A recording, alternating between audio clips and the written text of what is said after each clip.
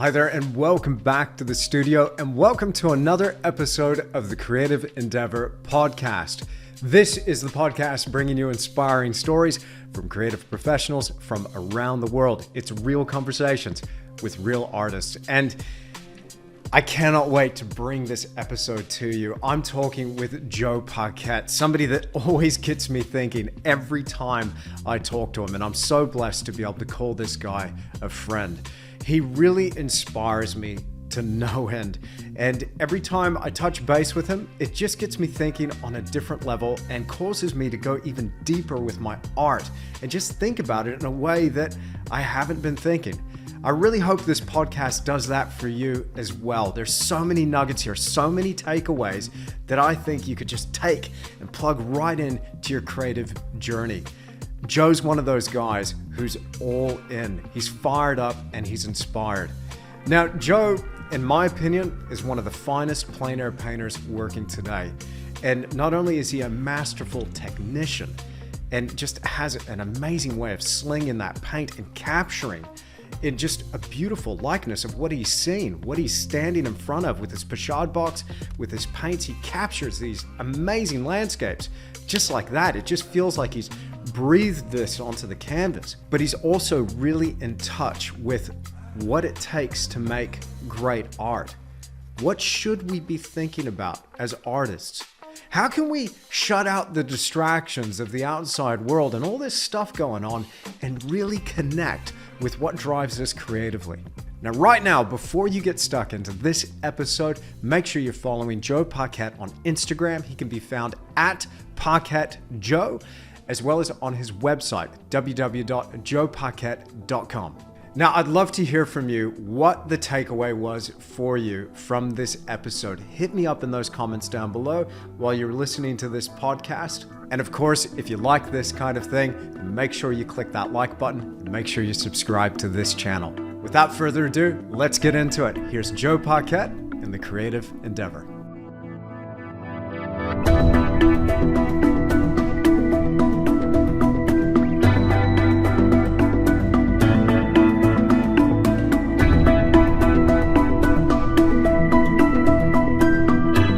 Joe, welcome to the Creative Endeavor podcast, round 2. It's so good to have you back. Oh man, always a pleasure. Always a pleasure. So look forward to visiting with you. Awesome. So how's it been going? What's new in your world? Just painting. Just got back from a painting trip, and those are always intense. And I think if I do it right, then I push myself a little bit further into a new zone, a different place when I'm working, because it's so intense that you get right to the edge of your tether and then you go just a little bit further. And it's like expanding that elastic of your awareness and that intensity of stretching that muscle and then seeing what else is there, you know? Yeah. There's something about the way that you do things and that constant pushing that I see in your art.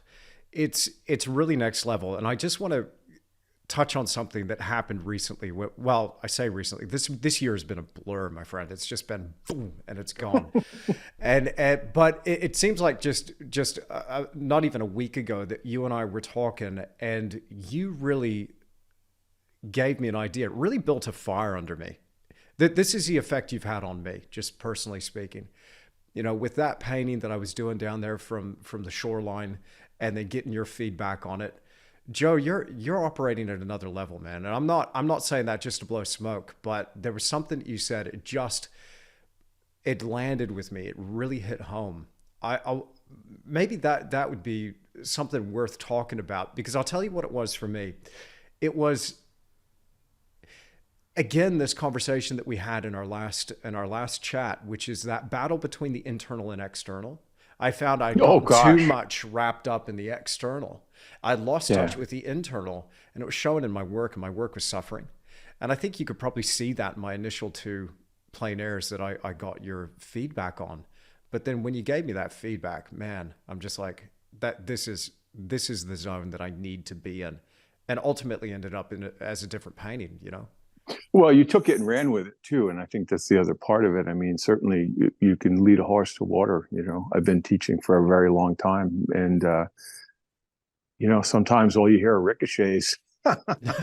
you know, my heart's in the right place when I'm trying to help people, but their level of reception is varied and wholly up to them, really. And that has an awful lot to do with preconceptions and ego and things like that. People have a certain idea about how something should be. I had somebody tell me that once. They said, you have a certain idea how things should be, and it's not always that way. And they were right. So I think part of it is just that, to use the Marine motto, adapt, improvise, and overcome, right? I mean, to the ability to be surprised. Yeah. And so many people, and you've taught a lot, I've taught a lot, and I worked a lot with professionals, people that have been amazingly good at other things in their lives, and renowned in many cases. And so the impulse is to try to be renowned at this. Yeah. And that's not going to get you very far. And if you're going to do that, you're going to start hunting around for gimmicks and like we talked about, the workshop Frankenstein, the people that gather all the mannerisms of the instructors, because they think there's a shortcut, and there is no shortcut. I mean, I was explaining this to some people this week, some friends that I got together with, former students, for dinner, and one of them said, "Well, so tell me about this last trip you did out to California and the work that you did, because I really love seems like you're pushing another level." And I said, the best way I can describe it, well, there's two things. One is because I think visually. Imagine like painting as being this thing. When I first started studying years ago out of art school with John Osborne, I remember, it was this paragon, right? It's this big, big thing that you stare up at. And then after a while, you're on this trackless plane, and you can see into the distance, and in the far back there's a curtain back there, and you just go and you go and you go and you work and you study and you draw and you paint. Hopefully you read and just take in as much as you possibly can about the past, learn what you can, but connect to what's in front of you. And you go and you go and you, oh my God, there it is. I'm finally there. And then you get there and there's a curtain, and you pull back that curtain. And then there's another trackless plane with another curtain in the distance. And so what it comes down to for me is nuance. And it's the answer that nobody really wants to hear. I mean, there's levels, or there's fractions on fractions on fractions, with value, with drawing, with color, with making subjective choices about unity and variety, where you're going to enhance information, where you're going to diminish information, how you lead the eye, or if you're going to trap the eye, how you move the eye through the canvas. And so I'm just constantly making these, growth for me is nuanced study. And like I said, there's nothing sexy about that, right? It's not like, oh my God, he's using a new medium, or he's using a special brush, or any of those things. It's deepening one's sensitivity, which we've talked about, and then the desire to push further and say more, and to try to, I don't know. I just think of Osborne all the time. My great mentor after I got out of art school, John Philip Osborne. He said, anybody can paint the golden hour. He said it takes a really great artist to paint in the middle of the day. And I never forgot that, that idea of painting, being able to paint in the middle of the day. And when I was out in Catalina, I did, I don't know if you can call up my Instagram while you're sitting there, but oh yeah, I did a little 12x8, and it was a little stream, almost dry, with a cluster of houses on the right-hand side. And and it's top light. So that there's raking light on variegated colored houses in the middle of the day. And I'm so glad that I just gotten back into the sheer joy of drawing. I know you've done that as well. I've seen that. And I take these periods where I just draw and draw and draw and draw. And I'm so glad I did, because, the perspective and everything, and this is a very small painting. I think I I got a start on it and then came back the next day and finished. I actually spent 2 sessions on this little 12 by 8 inch painting, but it pushed me into a kind of a slightly different level of that nuance that I'm referring to, I guess I'd say. A while ago, I interviewed Virgil Elliott, who wrote this book called Traditional Oil Painting, which I've referred to a bunch in my teaching. And I've got a lot of time for Virgil. And he was saying something like, this will always stick with me. And I don't know if it was his quote, but he said, talking about art is like dancing about architecture. And I just love that, because we're talking about stuff here where it's really hard to find a strategy there. And I have a lot of I have a hard time stepping out of a mechanistic view of like, here's the nuts and bolts, here's the strategy for how to do it. And I'm looking for, like what you were saying about, like, here's a combination of colors you can use, here's the medium that you can use, here's a 1, 2, 3 systematic approach. At a certain point, you've just got to breathe and sit with it and be with it for a little while. And that's something that I find I keep coming back to, is this lesson where it's like, you're not going to think your way. At a certain point, you're not going to think your way into being a better painter. You might not even work your way into being a better painter, although time is really important. But there's a certain letting go and allowing this thing to come through, getting out of your head. Man, I keep coming up against this lesson time and time again. I feel like I'm there right now, to be honest. Well, why not put it this way? Why not feel your way to a better painting instead of think your way to a better painting? You know, there's a huge difference between a mark that's felt and one that's intellectualized. They're completely different, you know? Yeah. And if you look at the rhythms, these organic rhythms that exist in nature, whether it's in the figure or, or outdoors, that everything is rhythmic and hierarchical, everything is connected to everything else. And there's this glorious, truly lovely golden thread that moves through everything, you know, and where everything becomes one thing. Yeah, I can always tell if I look at somebody's painting, if they start with the sky and they work their way down to the bottom. It doesn't matter how good the painting looks when it's finished. It's been considered in pieces. I mean, the greats, early Corot. My God, what I would give. You know, we always talk about what if you could spend an afternoon with somebody and have a glass of wine. I'd sit with the 29-year-old Corot in Rome. That's who I'd sit with. What he was doing at the time was amazing. He said, well, I think I mentioned it before. He said, when painting outdoors, it should be like a child blowing up a balloon with every breath that it affects the whole thing. So in other words, you're constantly working the entire picture. It's not like I'm developing this area and then I'm going to develop this, and I'm going to develop that, and you're jumping around. So what happens often is that, you know, people will render their way through a problem. Right? They render it until it's complete, but it doesn't mean that nature's been deconstructed and organized and clarified. And to me, that's what the great painters, in my estimation, have done with nature. They deconstruct it and they visually clarify it. They're not copying it. They're not rendering it. They may be painting what's in front of them, but there's a myriad of subjective choices that go on with all of the craft. And then the other intangible, which is what you're referring to, is the ability to let go and maintain control, right? The great irony, paradox, to be able to say, I'm going to give over to making a mark, and I'm going to exhale and make this mark, and I'm going to put it down and I'm going to leave it. You know, it's not like a wrestling match, you know, where you're pinning somebody to the ground and you wait till they say uncle. I mean, people beat paintings into submission very often. And it might look like a photograph when it's done or whatever, but there's no exhale left in it.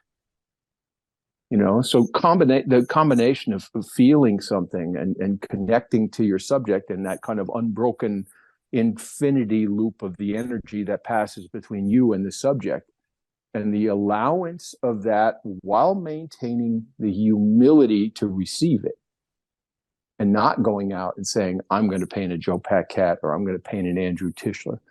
I'm going out. Of course I'm painting a Joe Paquet, but what's in front of me is so much more grand than anything I could ever hope to create.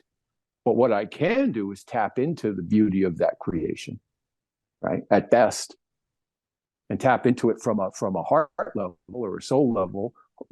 It sounds pretentious, but it's really true, you know.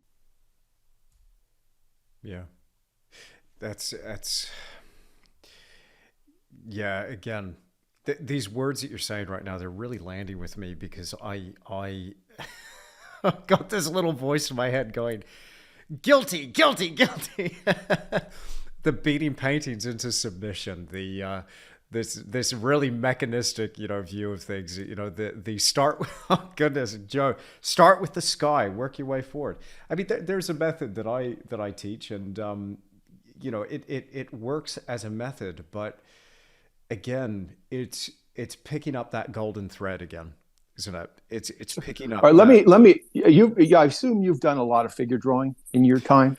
Not enough, and actually, no. The last real figure drawing that I did was maybe 5 years ago, and then I did it back in university. But I haven't gotten into figure drawing for many years. And it's something that I really would love to get back into. But I've noticed that you've been posting a lot of figure drawings. Yeah, well, I mean, it was my first love in art school. I was studying graphic design and illustration, but when I found figure drawing, I wanted to someday maybe be a really fine draftsman. That was a goal of mine when I was in school, and I studied and I drew from the figure as much as I could.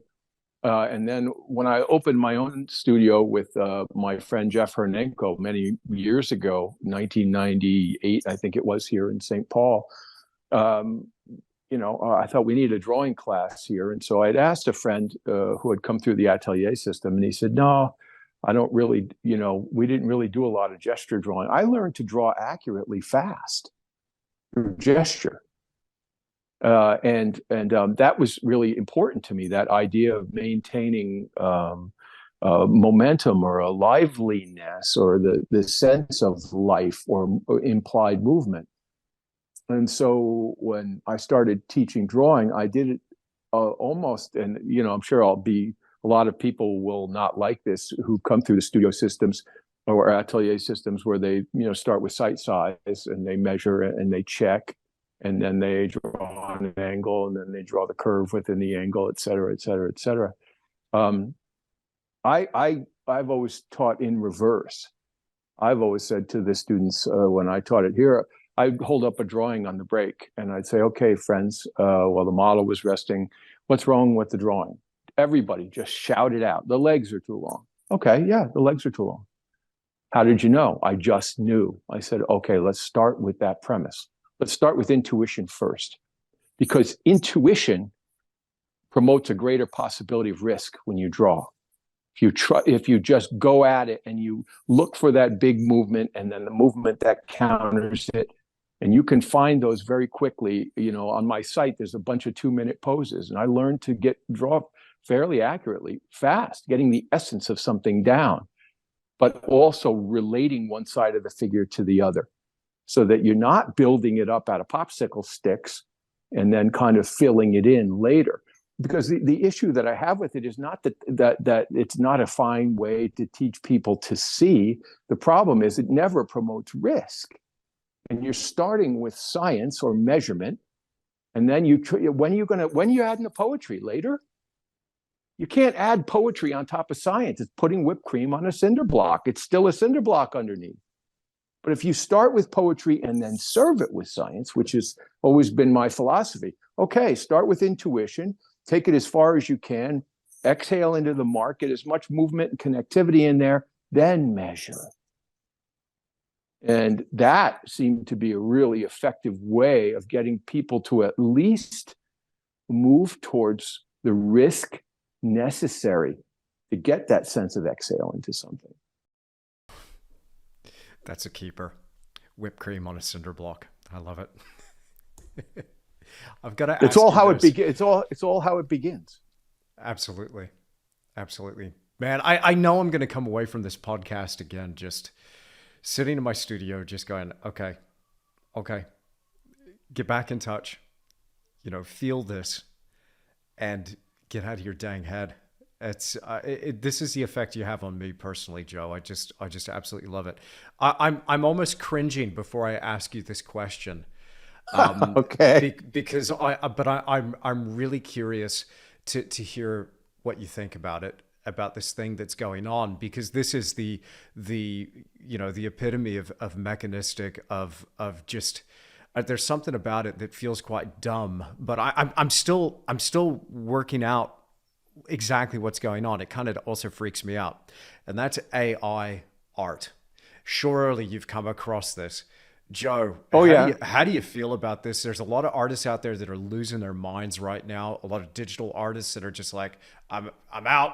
What is this? This is a paradigm shift, and I'm really eaten up with it at the moment. Yeah. Yeah, I think it's good to be wary. There's a lot of people who talk about the importance of progress and all that, and I don't disagree with the importance of progress, but I think we are advancing faster than we are aware of the potential pitfalls of the advances that are coming. I mean, if you listen to Elon Musk years ago with Stephen Hawking and a couple others, he wanted to put controls on AI, on the development of it, because he said, you don't want to get inside my head. You don't want to know what I know. And here's the problem with AI, Chat GBT, for example. You know, a human editor has always been really important, because a really good editor is able. It's like somebody who can translate Kafka or translate Rilke. In order to translate it and maintain the essence, the truth of what they're saying, but still they have to factor in this as a human element that's involved there that brings those two things together. And years ago, I remember when the computer got real hot in advertising, and I was working as a staff illustrator. It was my last full-time job. This is, oh my God, a long time ago, 28 years ago. And they were using the computer, and then in the art department, it had been a room filled with old drafting tables. It was fantastic. And I did drawings and paintings, designed figurines and all kinds of stuff for them. And but I also had a design background. I was an art director and all that. So they hired me to do this kind of crossover job. And there was a real techie that they had in the office. And he was so excited about the computer and the Wacom tablet. And oh my God, it's exactly like drawing on a piece of paper. I said, the hell it is. It's nothing like drawing on a piece of paper. He said, it looks exactly the same. I said, this is what happens. And this is the essence of the problem that I have with all of this. The second you draw on a tablet, it takes your mark and turns it into a mathematical language that recreates that line that you made. Whatever energy you put into that mark has been completely transmuted into a mathematical language and it becomes an image. But whatever feeling that you wanted to move through there is not going to move into that mathematical language. It doesn't happen. The reason you can stand in front of The Unfinished Slaves by Michelangelo, which I think are some of the greatest pieces of art ever made, more important to me than the David, even, for a lot of reasons. But when you stand in front of it, you can feel something coming off the stone.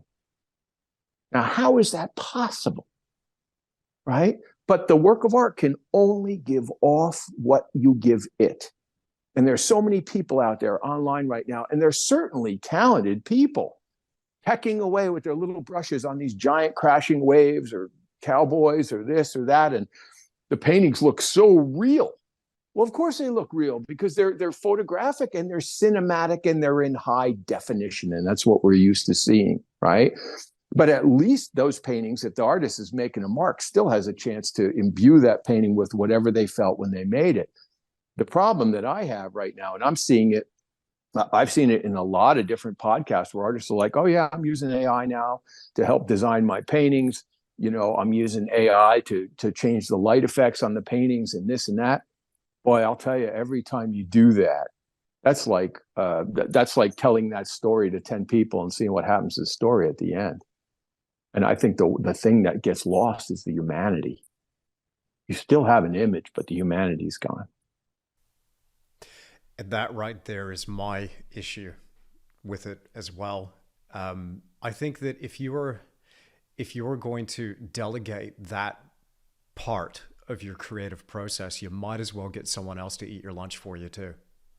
Like, No joke. what's the point of this? And so when I was talking about this in a video to my students on my online academy, I was saying, you know, that really, and I'd love to hear your thoughts on this as well. I was trying to boil this down to three things, you know, for the people that were kind of losing their heads about this, or other people that were also even excited about this as well, is that art fundamentally has three things as far as I can see it. You're creating a product, you know, just to boil it down to brass tacks here. You've got a product, you've got a thing that you make. But you also, as an artist, professionally speaking, are providing a service. You can use your skills and what you've learned to be able to do something for someone else.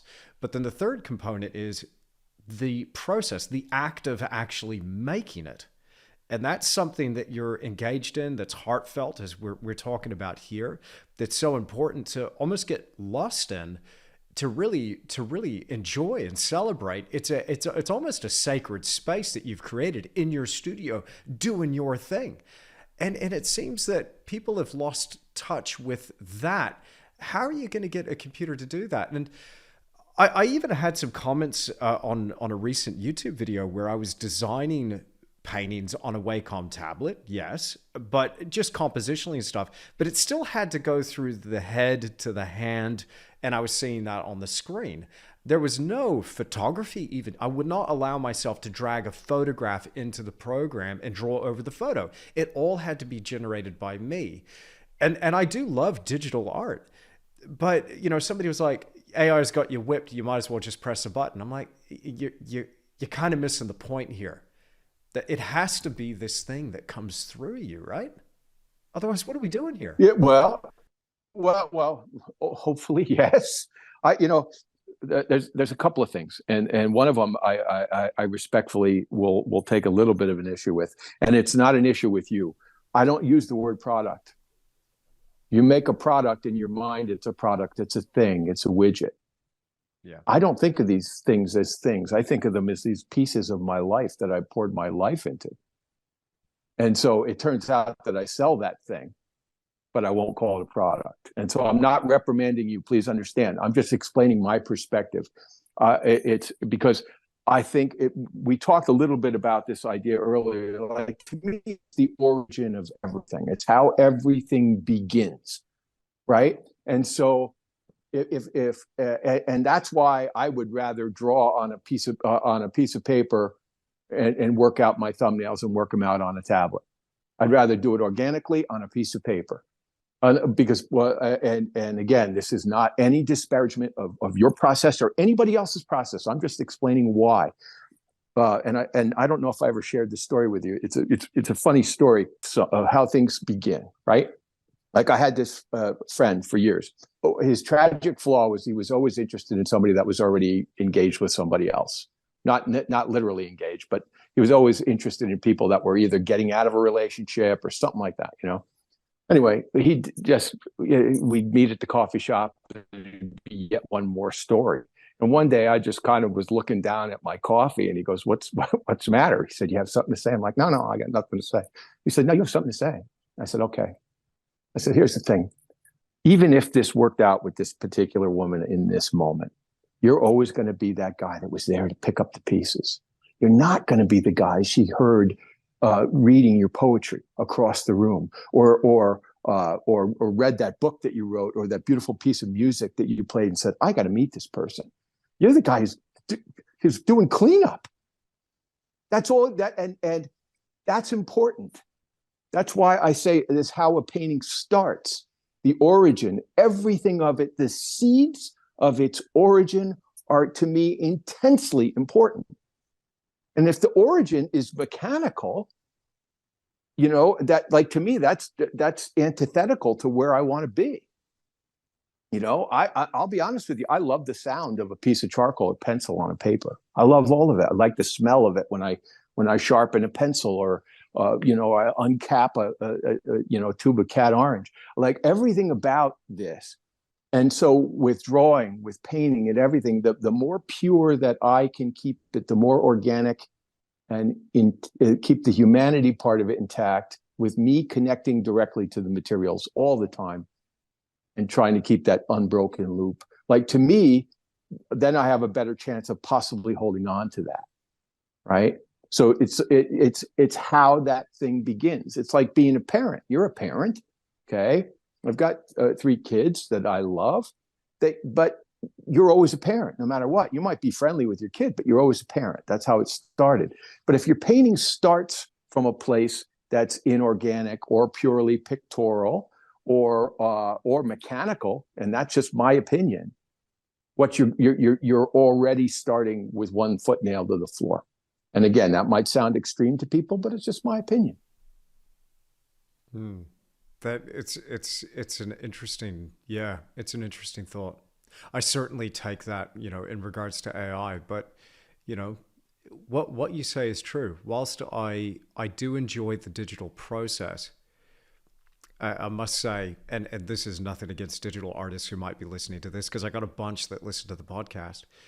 I too, I love the smell of paint. I love the smell of pure gum turpentine in the studio. I do. I, as you were saying, the sound of charcoal on paper, absolutely, or sanding down the tip of the pencil to get the right tapered point to make the right mark. There's something about it, and it's a beautiful thing we get to do. But it won't be long. It won't be long before there'll be people creating their paintings completely on AI and then painting that. And then here's the issue with all of this for me. It's within a generation, things can completely go away, right? Yeah. Like I grew up on the East Coast back in New Jersey with the newspaper. My dad picked up the Daily News every Sunday. And as a little kid, we'd stop at the bakery and get buns and rolls, and I'd go home and I'd have my milk and my roll, and I would read the comics and I'd read the paper, and there's a way the paper feels, the way it sounds, everything, even the way a paper smells, that becomes part of this whole thing. But within a generation or two, people have a Kindle, they don't know the difference and they don't care. So I think it's really incumbent on the people that do care out there to be vocal and to be clear about the difference between what these things are. I mean, they're coming up with robots now that will be able to do anything for you, male and female. And so if you look at everything, even my example is COVID. Okay, at the beginning of COVID, most people just didn't do the math. It's all multiples. The average person, if they're infected, could possibly infect 50 other people.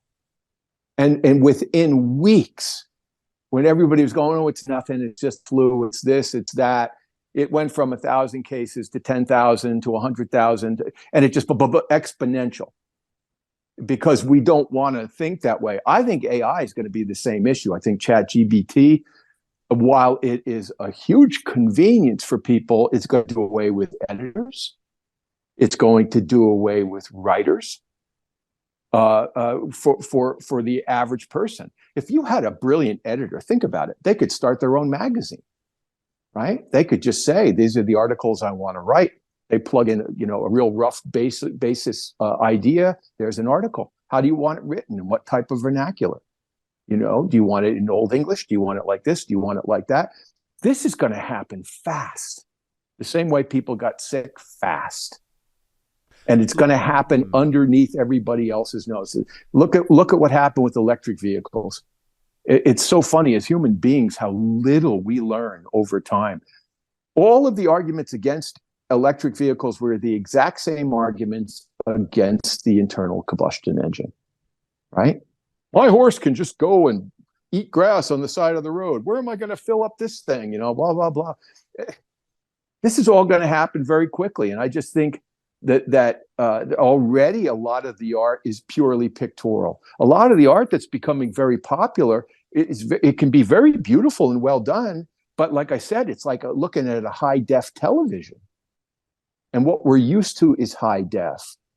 I mean, what's happening is look at French Impressionism. It's increasingly looking more and more raw and simplified. Mm. But 100 years ago, I don't think French Impressionism looked to the average person near as simple as it does to the people that view it today, because of they've got 60-inch screens in their homes, and you can see the pores on somebody's face.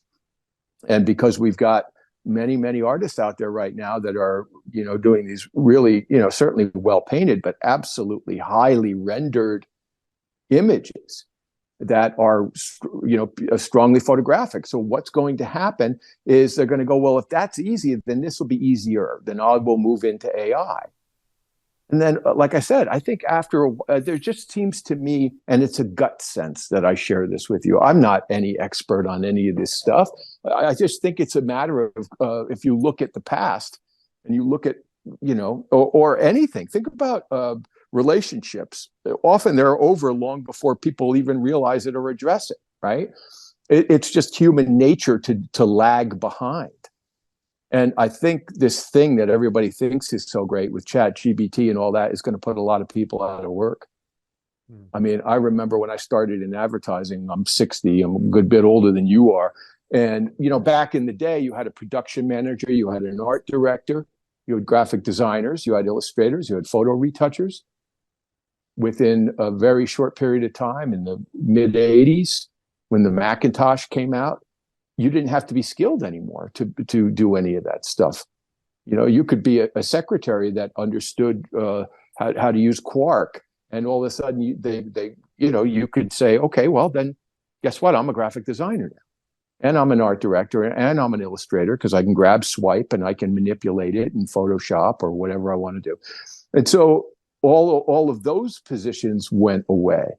I mean, creative directors, when I was at the very end, I worked with a handful of brilliant creative directors. I mean, they were brilliant. They would do these thumbnail drawings for ads or brochures that were so clever and so thoughtful, and they got paid a lot of money per hour to do that. And within a very short period of time, that all went away.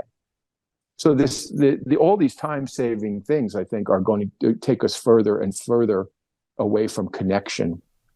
Yes, you'll be able to get images faster, and they will look great, and they will be, whatever you tell it that you want it to be.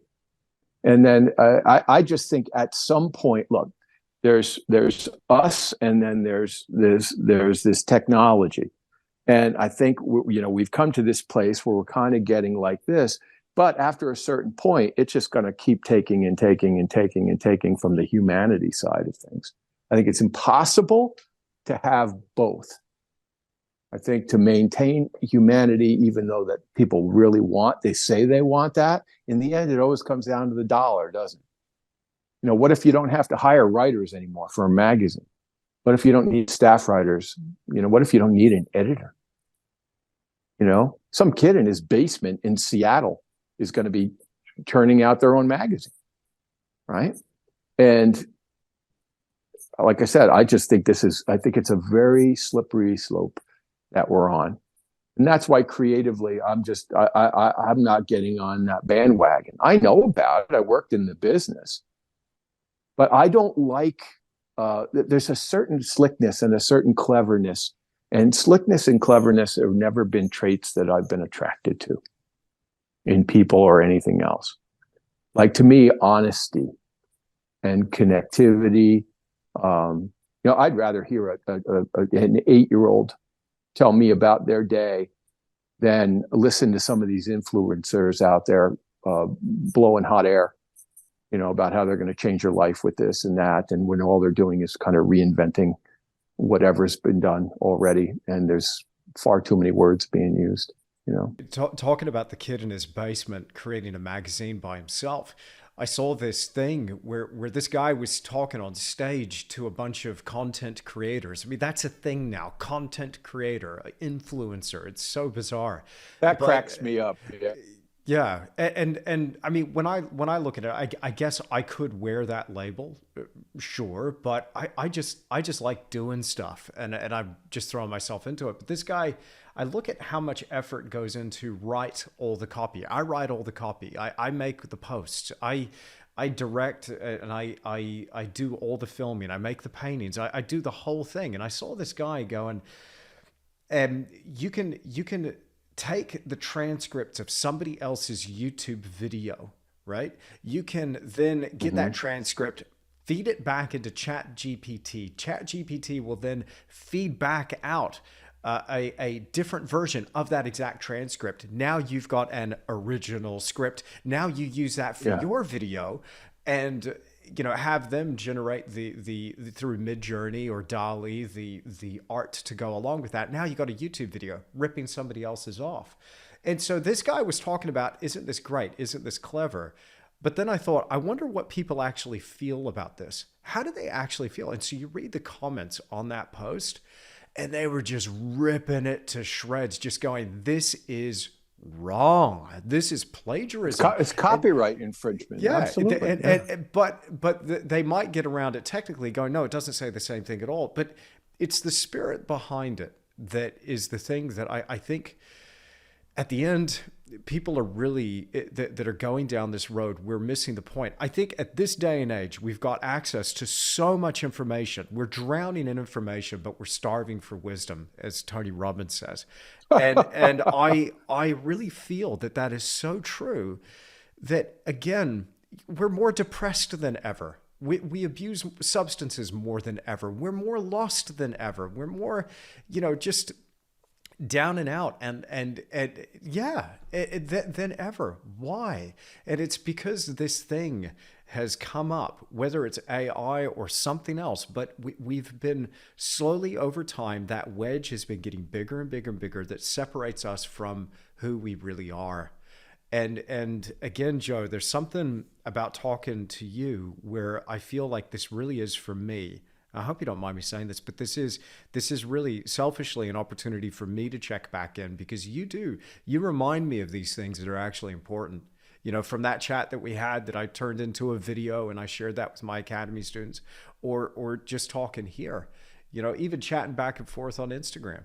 It's just this little button that's like, okay, just remember, okay, now we're back on track, keep going kind of thing.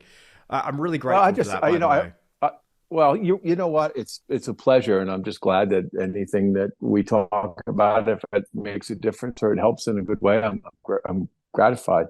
But I was thinking Anthony Bourdain. I was always been a fan of Anthony Bourdain, and because he had this, he always spoke out of his heart, and he wrote beautifully, and yet he would. I mean, he would he dropped the F-bomb, and he would just he had this wonderful mix or that proximity of opposites, which I love in a painting or in anything else in life for that matter. This kind of raw honesty combined with really eloquent and elegant descriptions of things, where he would, at the end sum up a show. And it was really moving because you could feel the man's heart when he spoke. And that's what interests me.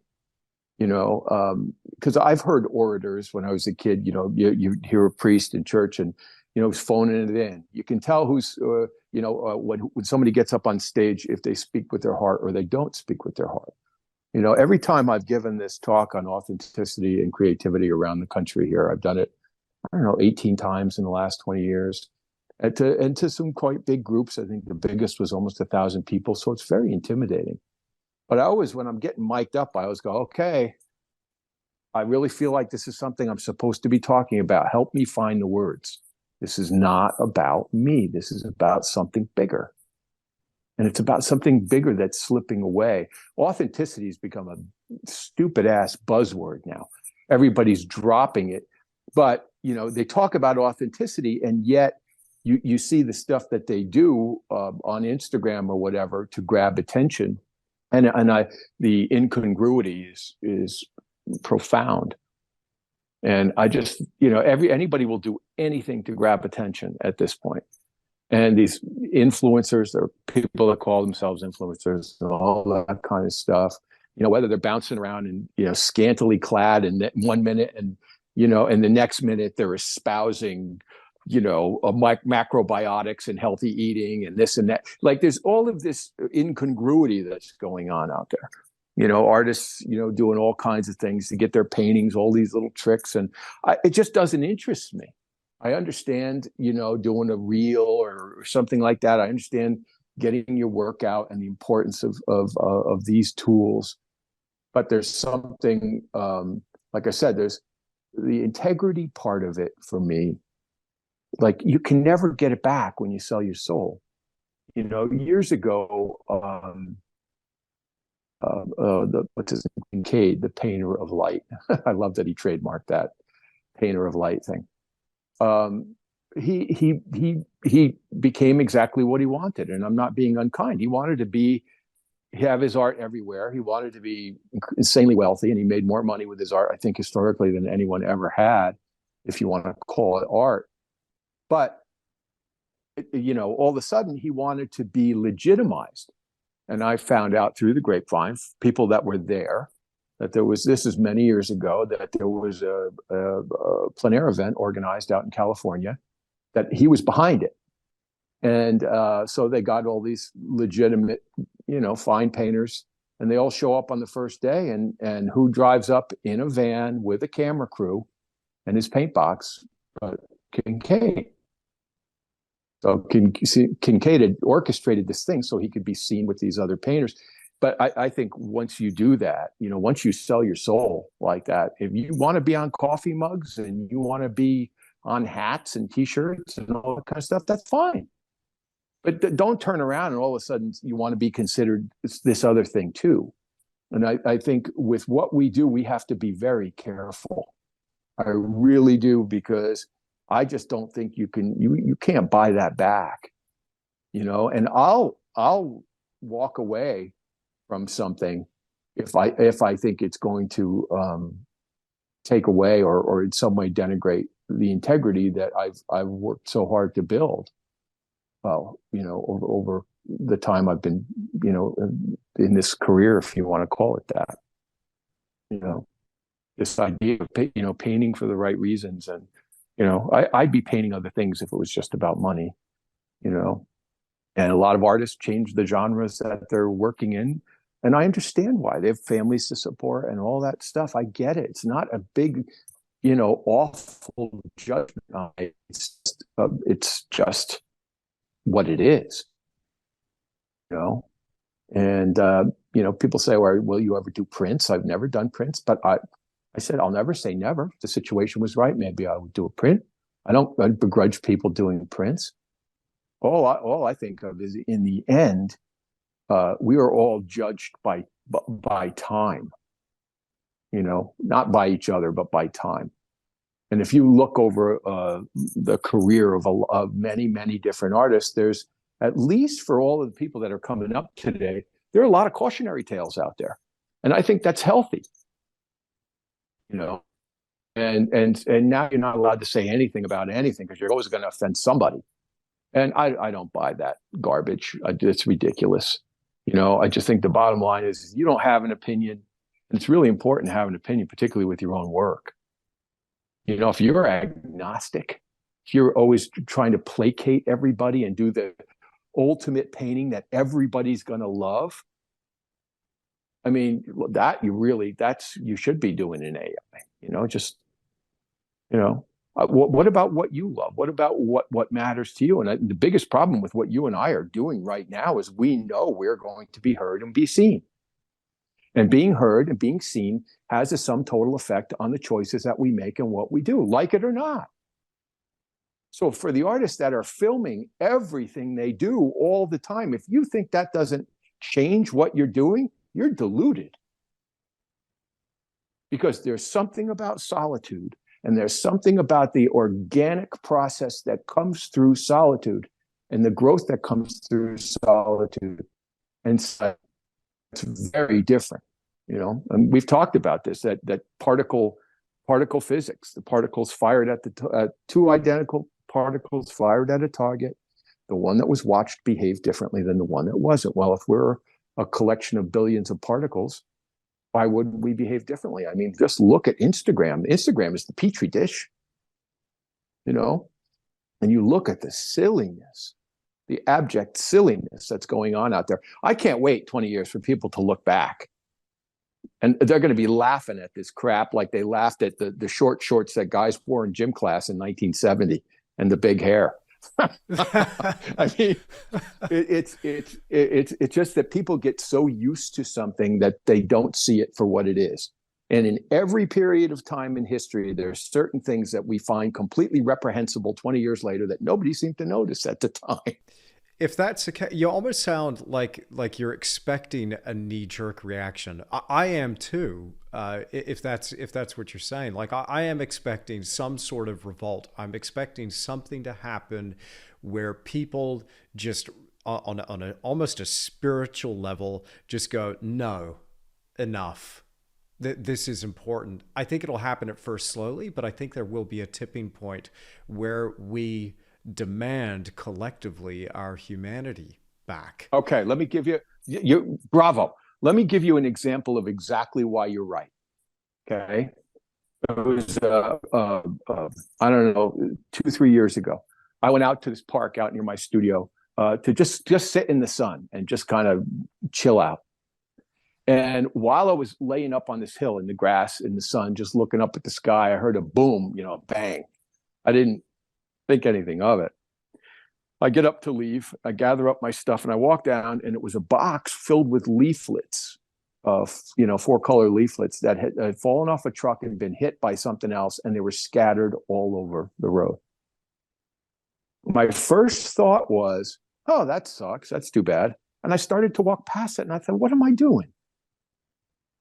So, and it was windy, and I thought, man, if this doesn't get picked up, it's going to be all over the park, and they won't be able to clean it all up. And so I just started picking up these things, right?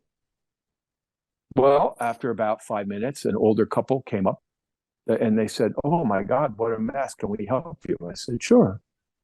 And then 2 other people came up on bikes, and then one other person, and within about 15 minutes, we got all this stuff in the trash. And the last person that came up on the bike, I said, "Thank you so much for stopping." She said, "Thank you so much for starting." And I just thought how easily it would have been for me just to walk right by that. And I certainly could have. I'm not doing any virtue signaling by sharing this with you. I'm telling you because I almost walked right by it myself. But simply starting and simply doing something made other people think about it or realize. And I think the conversation that we're having, the reason I think it has potential importance over the long haul. I think we need to pay attention to all of this stuff. The narcissism, to quote my wife, that's parading as self-empowerment online right now is repulsive, and it's just sheer narcissism. The daily selfies and the this and the that and it's like I said this long time ago. Why not instead take a day off and perform an everyday act of kindness? How about that? Instead of taking a picture of yourself, why don't you go out and you take somebody to the grocery store that needs a ride, or call a friend who's lonely or down or whatever. Certainly enough of them out there, enough people struggling. And I just feel like we're too in ourselves. And this self-empowerment thing is completely out of hand. I think this idea of community and giving and putting things out there that are of value, or like I think I had shared with you one of my favorite quotes from this book I read years ago. He said, "Always give a greater use value than the cash value that you ask for something." And that flies in the face of, what they teach you about business, about winning at all costs, right? It's like if I work with a gallery or if I work with a collector, it's not all about me. I want them to be happy. I want them to feel gratified and feel good at the end of the whatever that transaction is.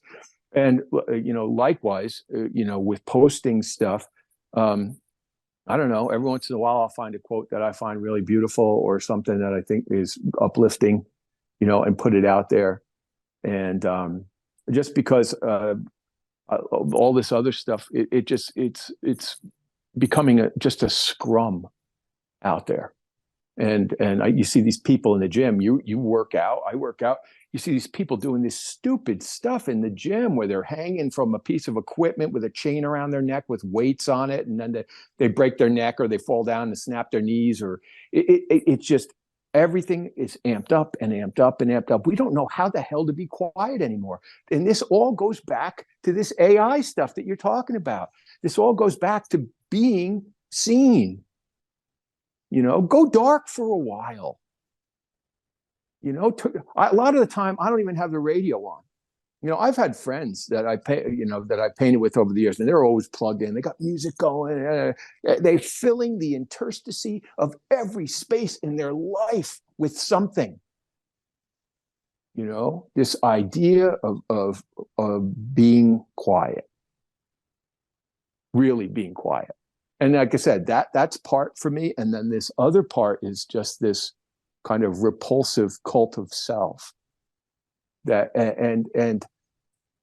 if this conversation helps people, then that's fantastic. Years ago, I read a book, Conversations with God, it was called, and I thought, what a scam! What a way to get people's attention for a book. And then all of a sudden, I don't know what page it was. I got stuck. My wife threw it in the car. I got stuck in traffic. I was driving back to the East Coast to see my daughters, and got stuck in a traffic jam on I-80, and it was 100 degrees outside. And I pulled off on one of those roadsides at a McDonald's, and I sat and I opened the book. And of course, I'm just a total skeptic about everything. And then I don't know what page it was, but it was supposedly the question was asked, why should anybody believe any of this? And the answer was, what difference does it make if these words help you? And I thought, okay, got me. Because whoever was writing the book was not, that wouldn't have come from them. Wherever it came from someplace else. Point being, what difference does any of it make as long as it helps you? If it helps you be a better painter, a better person, more connected, more loving, more kind, more, and frankly, I don't think any of this, the stuff that gets so heavily rewarded speaks to much of that. I think this, like I said, it's just pure narcissism parading as self-empowerment. Well, how then I'm feeling really conflicted right now, Joe, because I agree with everything you're saying. We're very much of the same mind there. But at the same time, here I am, and a lot of people listening to this are the same way, asking that question, going, okay, but we have social media now. We have the Facebooks, the Instagrams, the TikToks, and the YouTubes. How do you then balance this stuff out with being heartfelt, feeling your way through your process, creating art that is truly authentic, not just using that as a buzzword, but getting that thing that's in you that needs to come out by hitting It's a that great button? question. How do you balance that out with also making this work? Because at the end of the day, like, this is how you and I pay the bills. You sell paintings, you teach people on art tours. Shout out to Corinne, who I understand joined you recently on one of your trips. Corinne Wittenbach. Yes, Italy, the Italy workshop last year. Yeah. Yeah. So how do you do that? How do you create great art and at the same time take advantage of some of these opportunities, but don't lose your head? Well, I remember a friend of mine, really talented artist, Jeffrey Larson, saying, he talked about having different hats. He said, when I paint, I put on my painting hat. When I'm doing business, I put on a business hat. The problem is when things become nebulously entangled with each other. Like when I'm painting, I'll tell you, and I would implore people to do this. I'm sorry, but I do believe in this. I wander and I wonder and I daydream and I bring a sketchbook with me and I go outside and I smell it and I run my hands over the trunk of a tree and I like everything about the sensory aspect of it being in the day, the gift of the day, right? What is that? And if you, like I said, if you start from a very pure place and a place that's filled with gratitude and some measure of humility, and go after something, it goes back to what we talked about. It goes about the origin of it. If the origin of it is, oh my God, I'm going to do this thing, I'm going to knock it out of the park, and I'm going to get 10,000 likes, and because I know through the algorithms that if I paint this particular type of painting with these colors or whatever, but we've confused popularity with substance and greatness. They're completely confused now. Popularity is not greatness. Matter of fact, who a great quote, you're going to love this. Courbet, I love how florid and over the top a lot of these French people were, French artists. And he goes, I didn't come here to gather gold. I came here to make glorious shapes expressing godlike sentiments. Oh man, I love that stuff. It's like I said, it's all the origin of it. It's all where it starts, where it comes from. If it's all about the ka-ching, if it's all about you just being noticed all the time, then you're going to make those choices that are going to take you to those places. Those places will eventually steer you away from an organic path and steer you towards an inorganic path, because when you're thinking organically, that's the reason I might have mentioned to you, we might have talked about this, why I believe, and I'll catch hell for this, but that's okay. I believe Pollock's work was completely externally motivated. And I say that because of all the reading I've done, and his words, not mine. He wanted relevancy. He wanted to kick everyone's ass. He wanted to, like, they were basically seeing whose girlfriend or wife they could sleep with. They were having drinking contests. It was a big, stupid, macho, scrambling for relevancy, right? And all of a sudden he went from painting like Thomas Hart Benton to doing the drip painting, and it had this moment of resonance, and it clicked, and he picked up Clement Greenberg, and Clement Greenberg was his champion for a while before Greenberg went on to other people. But the point is, when people kept saying, Jackson, what's next? He ended up killing himself. There wasn't anything next because it wasn't, in my belief, organic. Because when you're studying organically, you always come to natural forks in the road. When you go, oh, I wonder if I now that I'm doing it this way, what if I do it this way? But if you're constantly reinventing yourself from an external place, i.e. somebody like Madonna, right? Every 10 years, she becomes a new persona, right? She becomes something else. That's her gift, is actually becoming somebody else, not being herself. Or her handlers hand her a new script. Well, all of it, right? But again, my point being that this, if you study a lot of the paintings, a lot of the New York school painting, boy, there was a big macho scrum going on out there where they were all elbowing each other at the Cedar Bar and talking about who was the greatest and this and that, and who was doing the next thing. What's the next thing? And that next thing was always about an idea. People were not talking about what they loved. They talked about what they thought. It was always about the thought. And by the time I got to art school in the 80s, when Keith Haring was big and Julian Schnabel and Warhol was still in full swing, it was all about the concept. What is your concept? They used to say all the time. I'd hear it in the painting class. What's your concept? What's your concept? What's your concept? And when I had the audacity in the art history class, we had a professor who was friends with a lot of these famous painters. And of course, liking Andrew Wyeth was, tantamount to, being Hitler. His work was, she said, oh no, his work is trite and sentimental. Trite and sentimental, and it summarily dismissed, like a lot of representational painting is. And so where I just come down with it is, I just say, well, paint what you love, and if you love working non-objectively, then do it. Connect to your subject, and whatever your form of expression is fine with me. I'm not anti anything, other than connecting to something genuinely. When art becomes about ideas, we again lose humanity. It's concept. I'm sorry. Chuck Close was not a great painter. Again, I'll get crucified for this. I don't care. When I was in art school, we gridded up self-portraits and we painted in the squares. And essentially that's what he did his entire life. But once somebody has been made, as the mafia says, it doesn't matter what they do. They're blue chip at that point. Like I said, I'd rather look at an honest attempt by somebody who loves what they're doing to connect to a subject than this clever idea-based kind of stuff. And if you look at, there was a recent, I'm trying to think of the name of the movie that I watched about the art world, Blurred Lines it's called.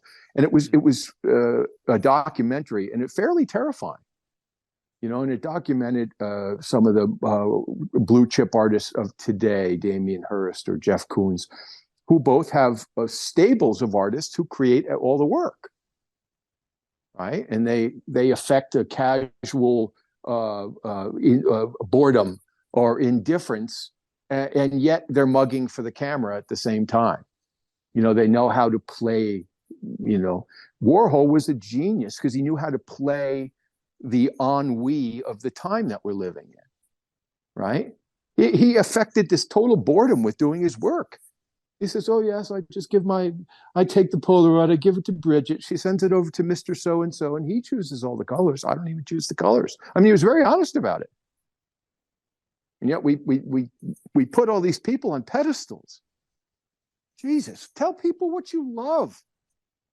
That's, like I said to you before, that's where the risk is. The risk isn't sharing an idea.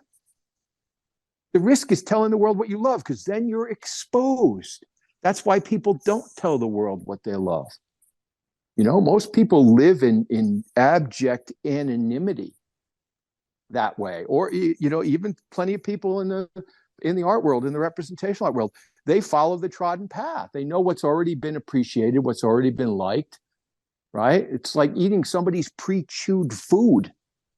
It's easier to digest, perhaps, I don't know. Like to me, where's the risk? I love when I looking at Charles Birchfield or Hopper or George Bellows. I like these people that go out into the world and in the midst of all these other artists, through their vision and their sensitivity, that they find this field of view that's slightly different. That interests me. People that stay curious, they're not done. They're not so clever that their technique is so refined that every painting looks like every other painting. Then you have a product, right? But that's the key word there, isn't it? Though that risk it has got to be a vital component to this. And it is terrifying putting yourself out there. I heard something in a movie, just reflect on this personally. I heard this line from a movie years and years ago. I can't remember what it was from, but it's a moment where somebody was giving a younger man or a boy advice. You liked a girl, and this guy was saying, all it takes is 20 seconds of stupid courage, taking a risk. And I think about that, like I wouldn't have met my wife, Rachel, if I hadn't have taken a risk of making an absolute fool of myself to ask her out. And yeah, I did the same thing. I just think after a certain point, I think, like I said, it all goes back to the origin of it, right? It's like complimenting somebody. There are people that compliment people because they have an ulterior motive, and there are people that will compliment someone just out of a real genuineness. And I think people can tell the difference between the two. Yeah. I was sitting there at the table at a cafe with my girlfriend, and Rachel was our waitress. Why? So talking about taking a stupid risk. But it worked out. We've been together 14 years. She's the love of my life. She's my best friend. And I just think if I hadn't have done that in that moment, we wouldn't be here. And, now with a beautiful baby boy. And it's just, but it's that risk that could also lead to something in our work.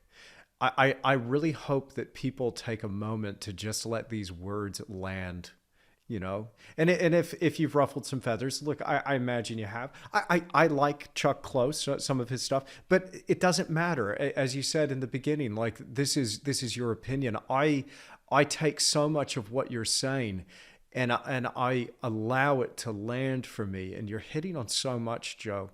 There is something else I wanted to bring into the mix because, Hmm. you know, this is also reminding me of something spiritually. Now, people that listen to the podcast maybe have been here for a while, or if they're new and they haven't heard the podcast before, you know, I have talked about my faith in podcasts, and there are certain scriptures that are kind of firing off in my mind as you're talking, and it almost seems like when you get overly and it's just something that popped into my mind, and I don't know if I'm on the right track, but and again, I'm a newbie Christian, so I'm not even that well versed in scripture. But to me, this emphasis on concept or idea or getting caught up in your head, it's almost idolatry in a way.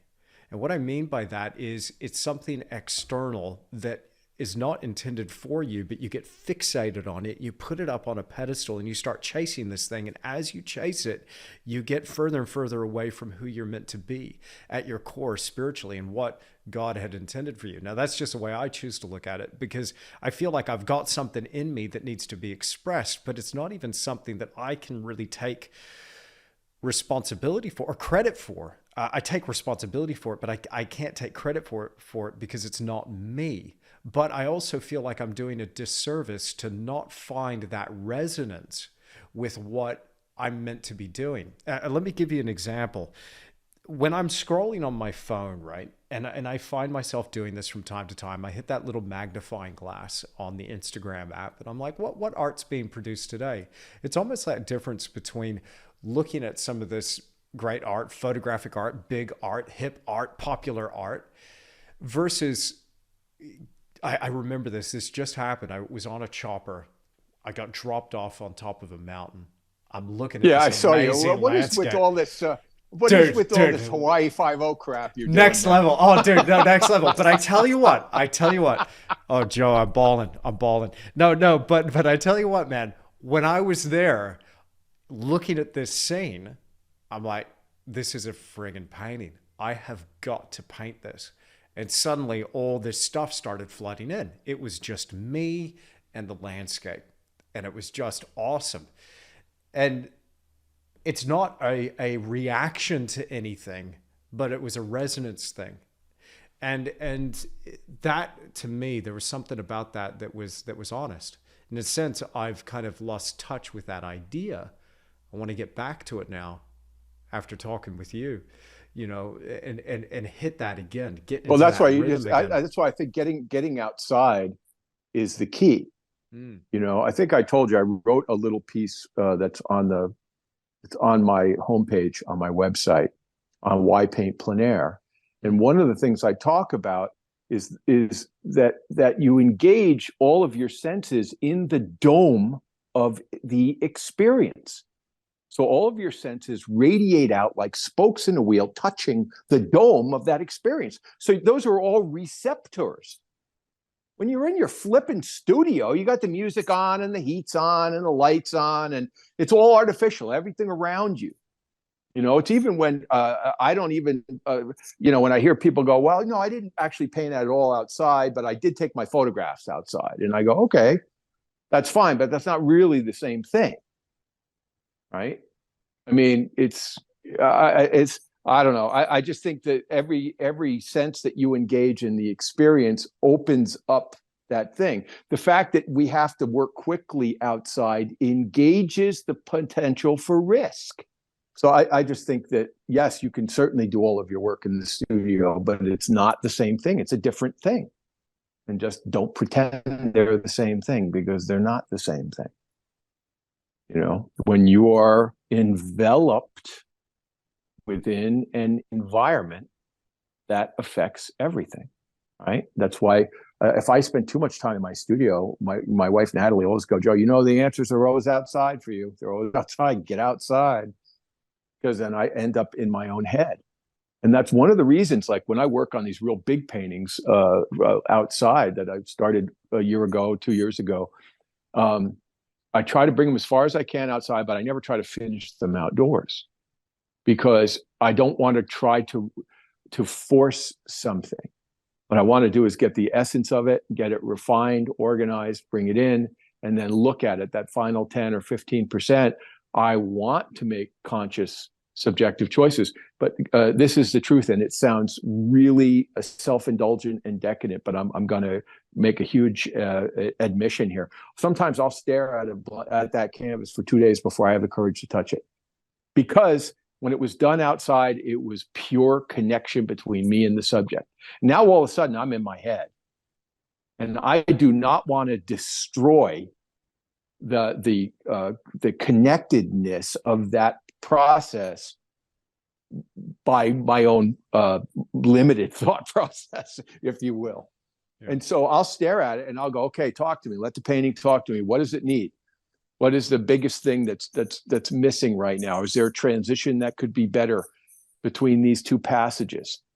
And I just don't go in ham-handedly trying with a big computer screen next to me, trying to render the painting into existence. I stare at the painting. I'll take a reference photo, but I don't look at them very much. I just look at the painting. I'll go, okay, is this color value transitioning into that? Is my eye moving through the shapes? Is there something stopping me? And gradually I'll get back into the painting, but I'll be able to get back into it in a way where I'm not damaging the beauty of the connectivity of that experience, which I've done plenty of in the past. So. Well, your work is just beautiful and really, really inspiring, Joe. Thank you. And when I see those posts, I will own one day. I'm saying to you right now, I will own one day because it's really, really amazing stuff. Tell me then, what's next for you on this journey? I mean, you're thinking big stuff. You're doing some big stuff. I mean, that painting behind you, by the way, is enormous. And we saw this last time, but it's one of my favorites, which is, for people listening to the audio version, I really hope you get a chance to see the video version, which is available to my online academy. But these paintings are just stunning. Tell me a little bit, for the people that might have missed our first conversation, I'd love to hear about process and share that with people as well, if you don't mind, because you've got a particular approach. I had something in mind when I was going out plein air, and I was kind of sticking to that, and that's dangerous because when you get set in your ways and you don't veer beyond that, you can miss stuff. And I realized after talking to you that there might be a way that I could improve it, Yeah, I just try to stay open every time I go now. And it's funny because I was trained in this prismatic palette and it was referred to as a string palette. You had values of gray, values of blue and white, values of green in, a 9-value string. This was originally, I won't get into the weeds on this with you, but the point being that I work with an open palette now, but with the understanding of the nuance that I was trained with in terms of real acute, clean, subtle value separation and color separation and prismatic color and being able to shift color front to back in a painting. But what I do is I'm always fascinated by the things that people drive by, and all of these big paintings. And I think there's another one on my website. I don't know if I can turn the camera slightly. I don't know if you'll be able to see it up on the wall. I was looking at something else, and I walked by, and I'm like, oh, there's an idea there. This greenhouse in the snow with this gnarled tree and this fence falling down, and like everything about it, that sense of arrested decay, which I absolutely love, and this certain kind of unpretentiousness of people that are just, doing the best they can to survive. I love that. I grew up with a dad, worked on the railroad, and wonderful mom and dad, hardworking people, and the neighborhoods looked like that. And it's one of the reasons I had a hard time painting like up on Cape Cod or whatever, or Nantucket, because everything is become a packaged fantasy of what it used to look like. And I like things that are what they are. And I saw this greenhouse, and I'm like, oh man, it was freezing. And I did a thumbnail first. And I think there's a little video on my site that somebody, actually, a student of mine, made for me. And it said the drawing, the sketch, and then the block in, and then the painting. And I did this drawing. I'm like, there's something here. And that's where you were talking about the resonance. It's not a thought. It's a vibration that I feel and hear. I'm like, oh, there's something here, something here. So that I took pencil to my sketch pad. I went out, I went back to the studio, got a good sheet of paper, and went back out and did another drawing. I took it a little bit further with I wasn't looking to do a drawing, to do a finished drawing. I was looking to capture the essence of it and rhythmically connect all the shapes. And then I did a drawing of that, and I'm like, that's it. There's something there. And then I brought out the big canvas and blocked it out outside. And then I did a lot more finishing on this one inside because, winter had gone away by then. And it was another season this coming year, and the fence was repaired. And so I had to, work with my sketches and reference to finish it off. But again, it's always the more that I'm just happy when I'm working outdoors. I don't mind being in the studio if most of the painting was done outdoors. That doesn't bother me. That's fun. But the idea of doing a whole painting in the studio, which I've done plenty of from sketches, is not near as exciting or energizing, or, I can do it, but it doesn't bring that same level of satisfaction and joy. Right. So how would you then finish off one of those bigger paintings? Would you have, you've got your plein air work, and you've got a fantastic start, presumably, but do you need any additional reference at all to be able to really get the rest out? I'll take a photo. I will always I'll take a photo reference. I'm not object to doing that at all. Okay.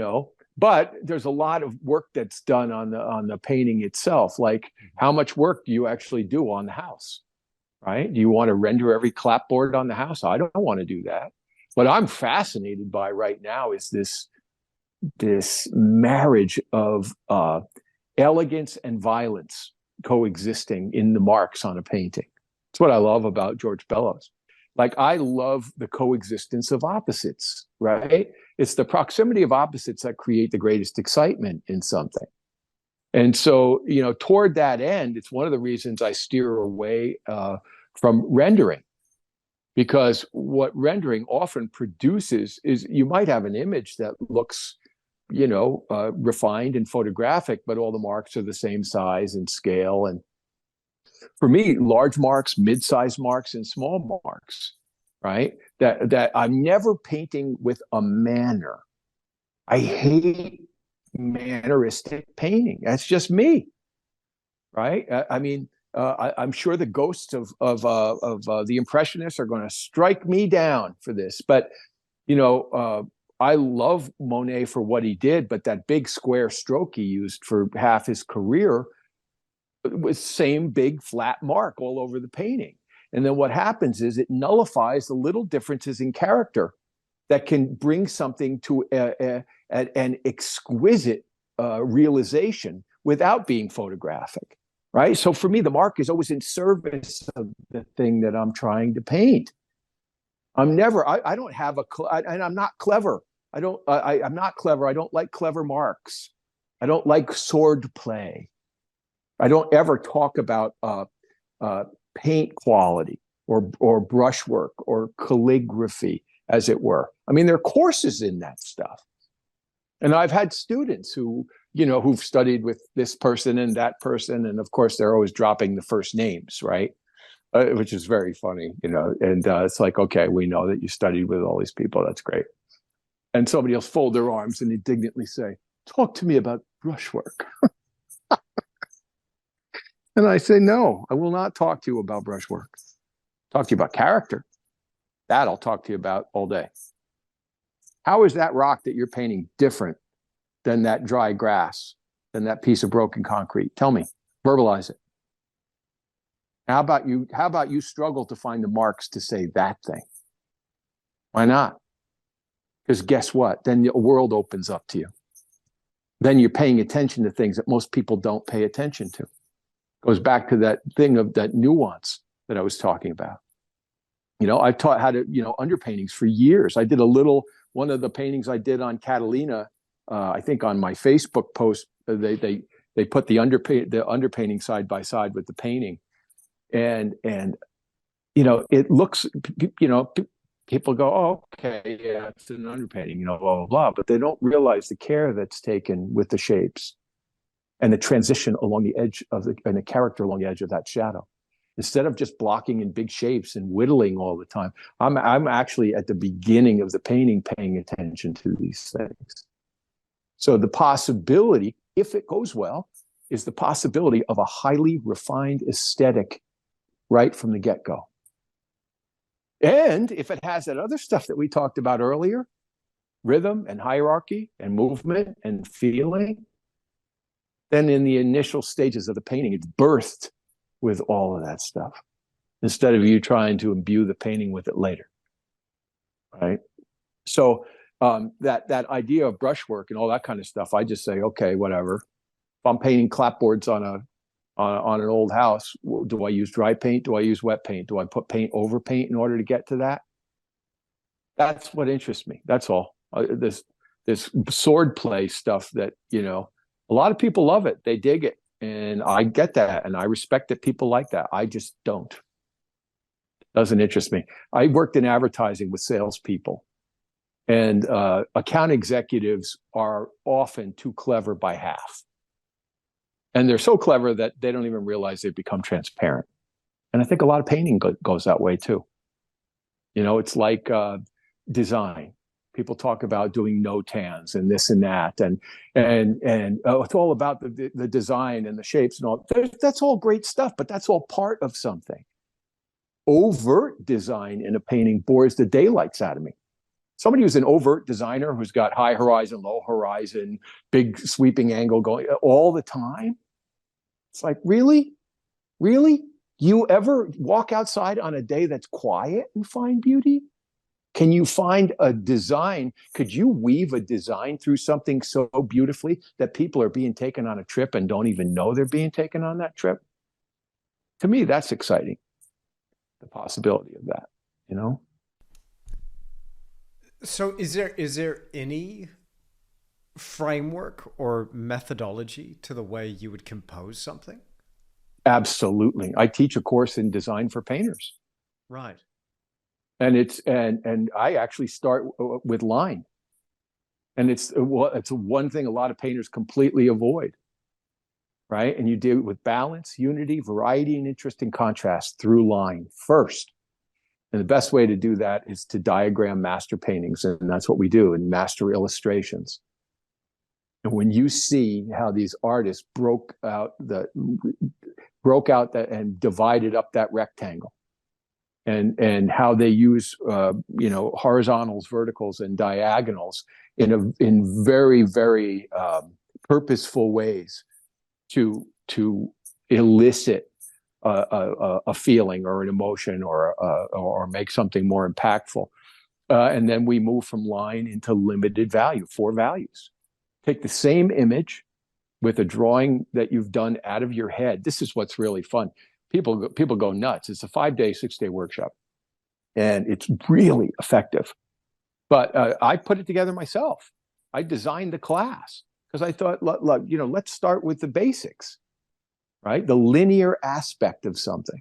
That's why I draw. When I start, I draw with line, very free, connected, rhythmic, right? It's not that I'm not thinking about the big shapes. I'm saying, is this beautiful all by itself in that rectangle in line?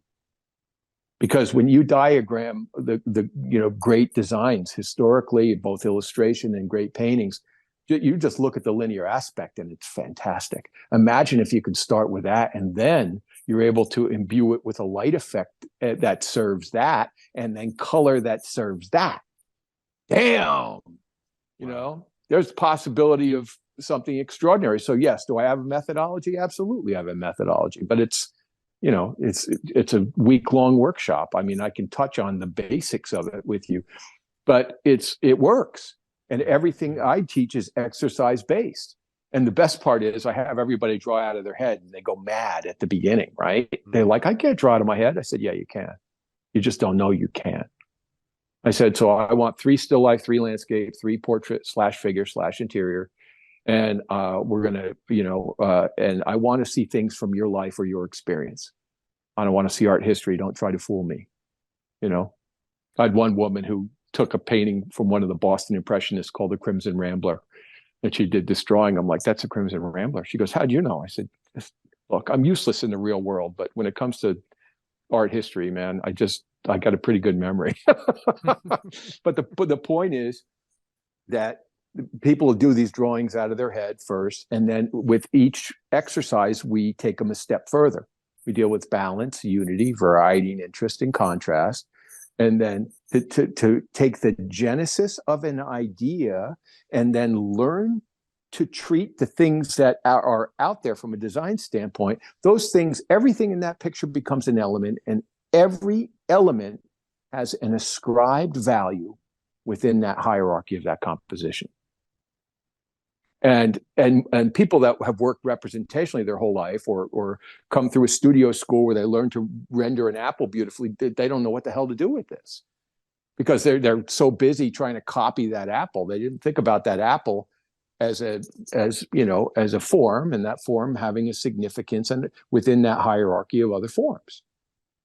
Just like designing an ad or anything else, If you design an ad, what do you want? You want the image to grab people in the headline to intrigue them. If they're intrigued, they read the body copy. After that, they're still interested. The tagline explains everything. The logo tells them where to go to get the product or service. Well, a really good painting can do the same thing in a manner of speaking. So yes, I have a manner the way I do this. I have a process the way I teach it. And it's very logical, and it's really profoundly helpful for people to learn to start to separate from just trying to copy something from being able to organize that thing. I recently did a couple of master copies, and that affected me in a way that I didn't anticipate. It was phenomenal exercise in just opening up my mind to another possibility. And I think it will actually, fundamentally change the way I approach painting.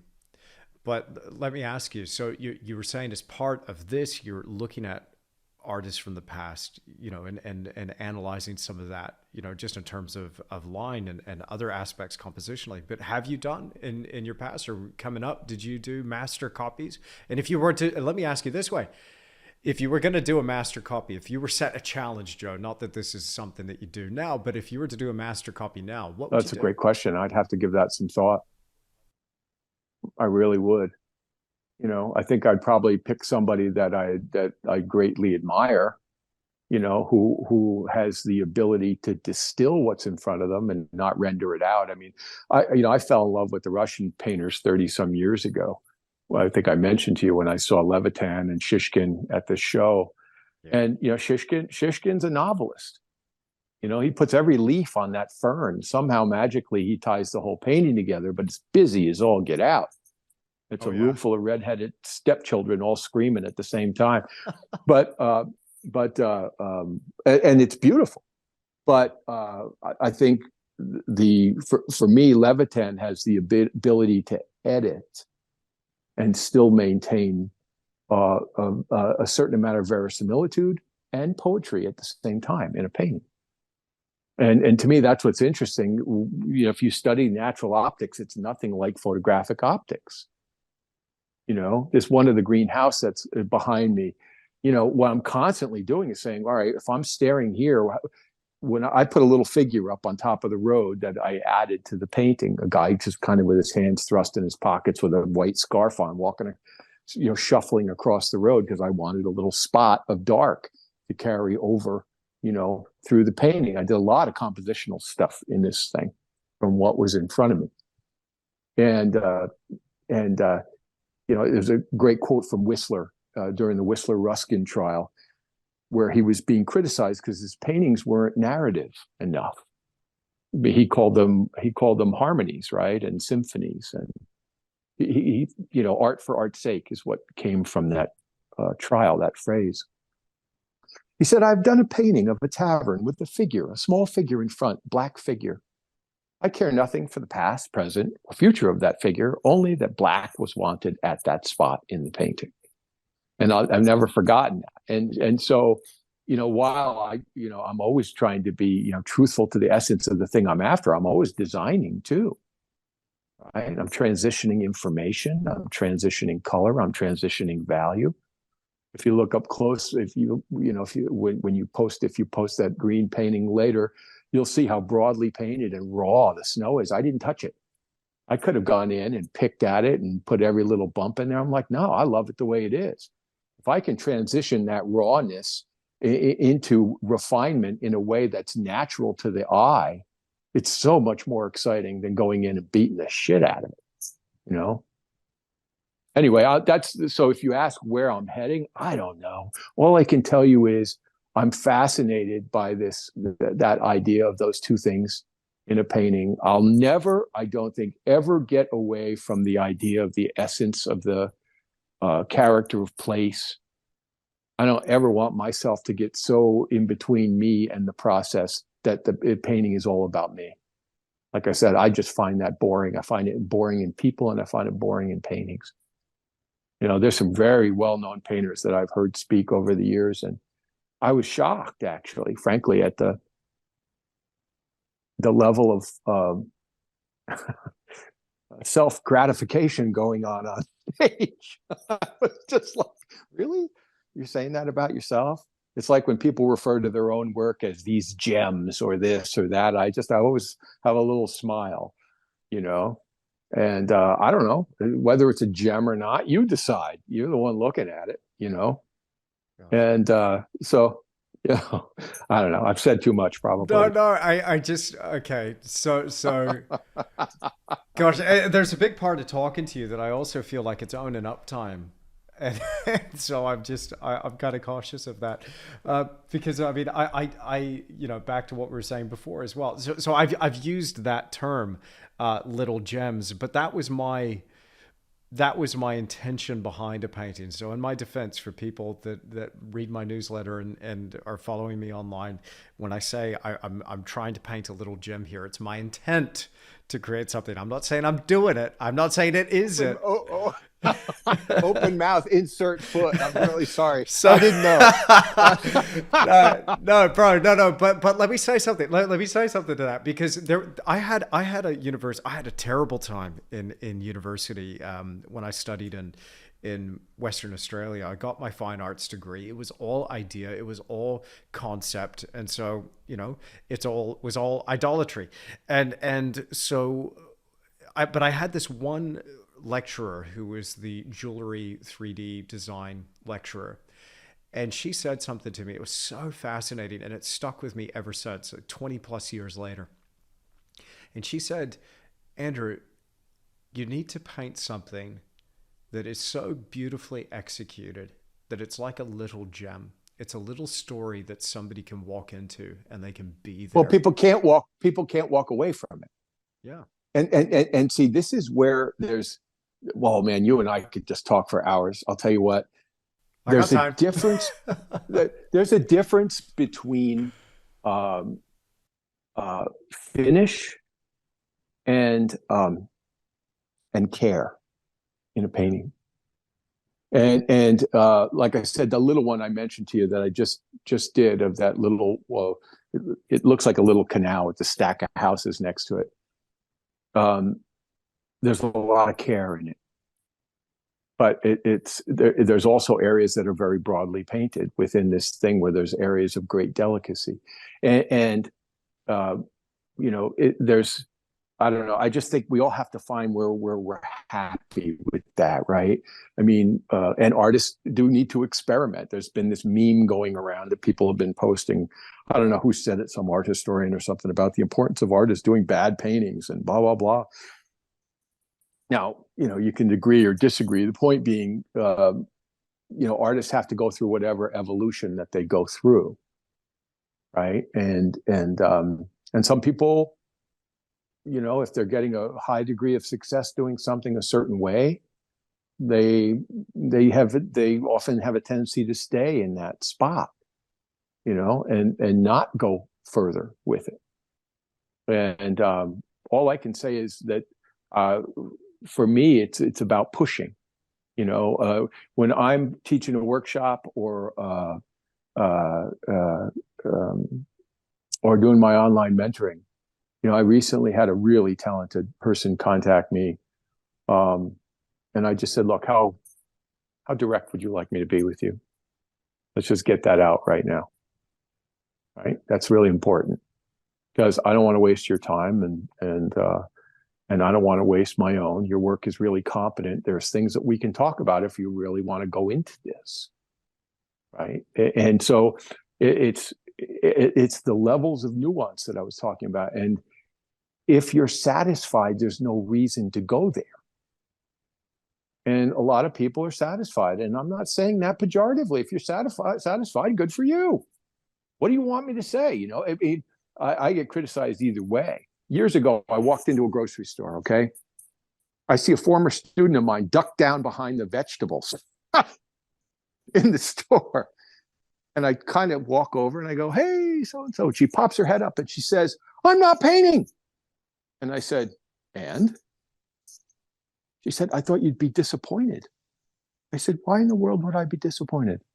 I said, "Because I raise a high bar for you in the class, I do that for you." I said, "If you're not painting, that's between you and your painting. I'm out of this completely. If you're happy, then good for you. If you're not happy, then that's up to you." And that's the thing that's very interesting about having taught for so long. People go, "Oh yeah, Joe's closed-minded and this and that." And then they find out my tastes are very broad, what I like in terms of paintings and everything else. But if you can't teach everything, you have to teach something. And I teach real solid nuts and bolts. I help people balance their skill sets. So in the end, they're accountable. Some people don't like accountability.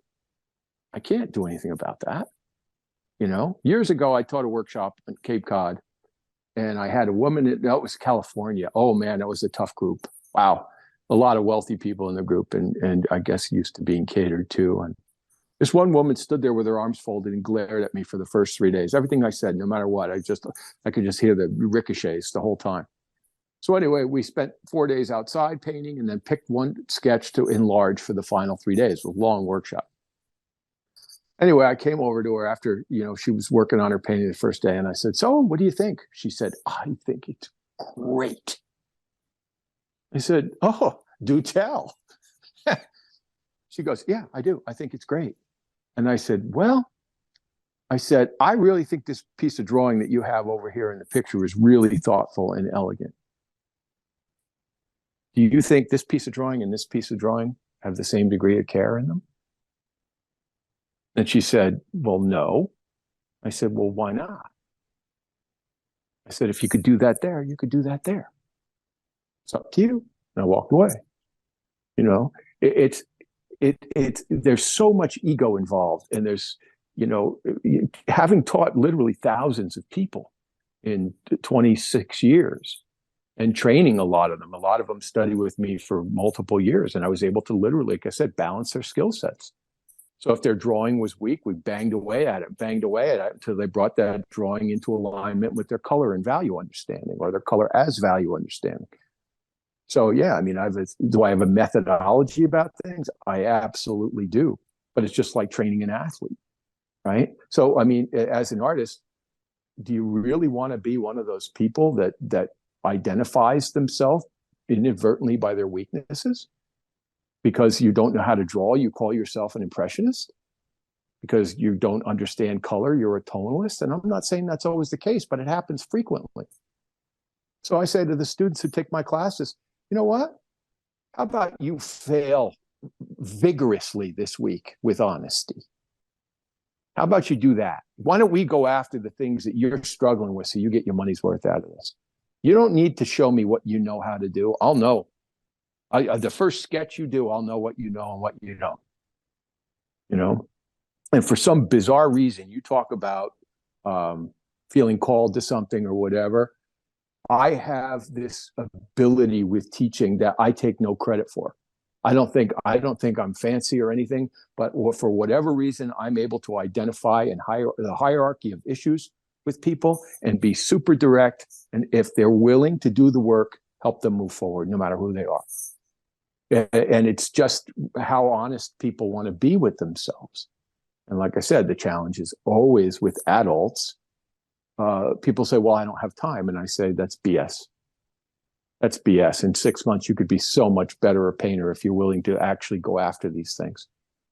You know, if you want to throw color around and you're getting attention for it and it's working for you, God bless you. Go ahead and do it.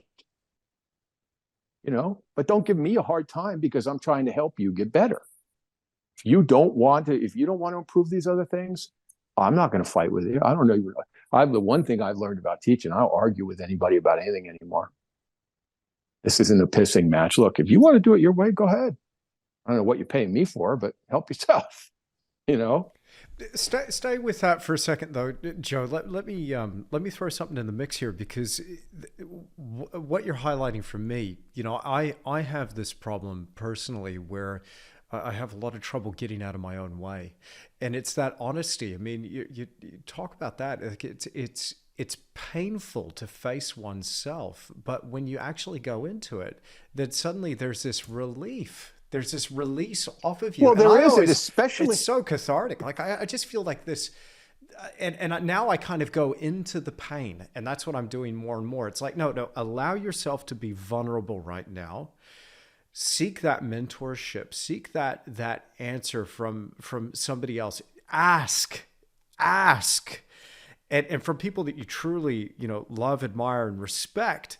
And then see what happens. And I'm in a very fortunate, blessed position here that I have access to you. I get to talk to, you know, I spoke recently with Renato Mucillo, just privately. We had a fantastic conversation. Thomas Fluharty, amazing guy. Like, and every time I walk away, I'm just like, oh, yeah, I've got something else there. And it's just amazing, man. And so for me, this has been really, something that was a painful point, because when you're online, when you're on YouTube, when you're doing a podcast, when it's your thing, your name's on it, you expect that you need to have all the answers. And there's one thing this year, I came out right off the bat with my online academy, and I just told them, I don't have all the answers. I'm a work in progress. We're going to learn together, and I'm going to treat myself as an experiment, and I want to bring you along for the ride.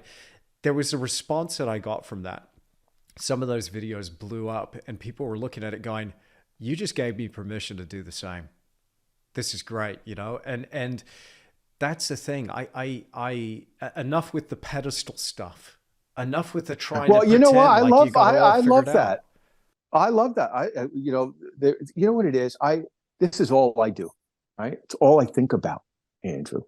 And I'm not a guy that could go build a house like my brothers and my dad, or rebuild a carburetor. This is all I think about. So when I'm in class and I give somebody an explanation or I say something, I said the two things you never have to say to me are really, or do you think? Because yes, really, and yes, I think. And if I thought something else, I would tell you right now. And if I find something else that's of greater truth or more useful, believe me, I'll discard what I'm doing. Yeah. But if you know, I'll always say, it's not because I told you so, because I always hated that as a child and as an adult. You know, I always give people an explanation. This is why. This is what I think, and here's why. You know, you can do it these other ways, but here's the potential outcome of doing it these other ways. You know, there's a lot of different ways to get there. You know this. I was in class one time, and I critiqued a student, and I had a very socially awkward gentleman in class next to her who just didn't get social cues at all. And so I was critiquing this woman, and I finished, because I critique very quickly. I jokingly call it artistic triage. I deal with the sucking chest wound and then fractures and abrasions, and I move on. And it's hierarchical, because a great painting, it's problem solving. Yeah, I could talk about 100 things, but what are the most important two things? that we need to talk about right now to get you to the next square. So I move on to the next student, and this gentleman says, well, what did you talk to her about? Blah, blah, blah, and this and that. And I was just trying to be humorous. And I said, tend your own garden, and he wouldn't stop, and he kept going. And I said, adjust your own mask before assisting others. And he still didn't get it. And I moved on to the next person. And it was just like, yes, I could have said to that woman, A through Z, but A through Z is not what she needed at that moment. Because the one thing I've learned about teaching, and because I love people, and I've always had a intense kind of empathy and sensitivity to people since, I can remember. So you have to know that person. You have to get a vibe of the person who's in front of you. What's their energy level? Where are they at? How much can they accept? Do they really want the full answer? Do they really want to hear all of it? Like, you can tell, you get a read once you get to know people, even just a little bit, what their capacities are. And so there's no reason to push beyond that to make a point, but at the same time, you got to read the terrain in front of you. And that's, for whatever reason, that's very intuitive to me. And what I was trying to explain to this gentleman was, look, I said to her what she needed right now. Yes, those other things might be valid things, but they're not valid in the moment. Because often when the student, I'll go through an explanation and the student will say, well, what about blah, blah, blah? I said, that's a really good question. Would you mind writing it down? And when we take a break in a little bit, ask me, because it's not germane to what we just talked about. And I know from experience that if I explain this to you, you will completely forget about what we just talked about. That's just cognition. That's just how it works. It happens all the time. I learned my lesson. Instead of, earlier trying to please people all the time, answer every question they have. And I realized I've completely forgotten the key points that we talked about earlier. So I've just wasted twice the amount of time. So because I critique the way I do, I can get around the room with 18 or 20 students in a night 6 or 7 times, which is a lot. So, and I teach a workshop often, like I taught in Italy last year, and I've had some students that have been in a lot of workshops. And they say, you get around more than any other instructor I've ever had. And I said, well, yeah, but as long as you're getting what you need, and there's no reason for me to spend a half an hour with somebody, no reason for it. But somebody might need 10 minutes at some point. And I say that whenever I've had a group, I say, look, if you see me spending a little more time with somebody tonight, it's because they need it tonight. When you need it next week, you'll get it. So don't look over your shoulder, And because of that, it's been just incredibly effective, for teaching. And even when I do workshops, a lot of the workshop models are based on the teacher doing a demo in the morning and the students painting in the afternoon. And again, just my opinion, my model. I do one demo and I explain everything. And then I do little spot demos as needed. But I don't take the morning every morning to do a demo when they're paying for their painting time. They're far better off diving right into the material and me helping them with it than me kind of just doing a demo every day. So I've got kind of a different way that I do it sometimes than other people do it. But the results have been really good over the years, A lot of good, trained a lot of good painters and helped a lot of people connect to the world a little bit better, which is, how good is that, Man, I would relish the opportunity to do a workshop with you, Joe. I just really, really would love to go and do a 2-hour workshop one day soon, I hope. What's next for you, my friend? What's next on the horizon? Yeah, what like are you I said, looking the forward workshops to? teach. Well, I enjoy the teaching. I'm doing 3 workshops, one in Michigan in June, one on Madeline Island, Wisconsin, which I've done every year for 12 years, which I love. And then Italy again in September, October, Padula, Italy. 7 days. That's going to be awesome. The last one was 5, and the students that were there, and Corinne was there. They said they loved it. They just wished it was longer. They just start getting warmed up with the painting, and then you're done. You wrap it up. Yeah. So we're going to do a 7-day. It's an all-inclusive workshop, which is amazing, and the locations they're off the charts. I think if you look on my Instagram page, I pinned at the top the sketches that I did there. I do a little scan of those sketches, Mhm. and it's magical. I mean, an hour away is the town of Pestum. It's all Greek temples right by the ocean. We painted up in the mountain passes with the old stone buildings and had a picnic on this mountaintop, and met this shepherd with all his sheep up there and painted in town. I mean, it's magical because there's no tourists there. It's a little hill town, and so I love doing the workshops. I love doing them. But beyond that, it's just going deeper with the work. I've got a show in California. I just came back, did some studies. I've got to finish some stuff up for that. But I try to avoid what we were talking about words earlier. I try to avoid the phrase painting for shows.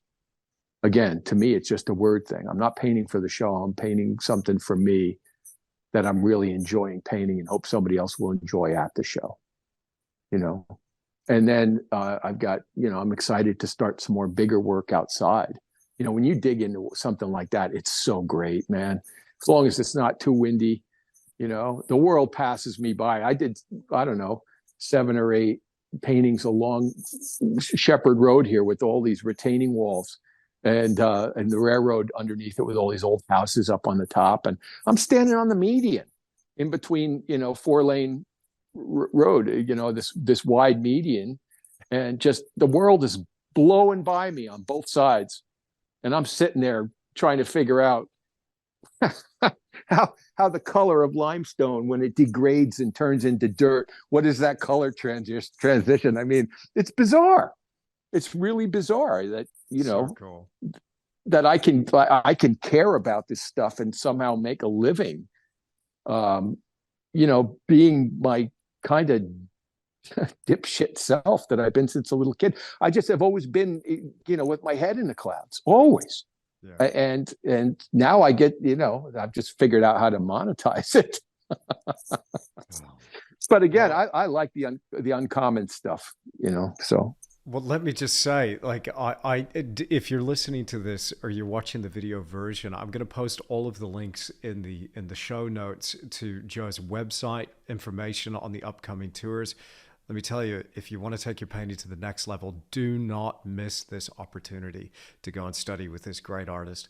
I mean that, Joe. Like, I would love to do a workshop one day. And, when you said, hey, can you pass this information along? I'm going to share it on my story. I'm going to post about it because I think people should have access to this kind of learning experience, this teaching. And then I do that. You're the real deal, man. Oh, you're awesome. You're awesome to say.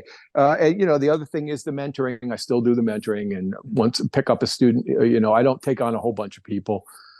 But I love doing that because I'm working with people in Europe and Asia and all over the United States and all that kind of stuff. So that's fun too, to be able to help people who can't get the information any other way.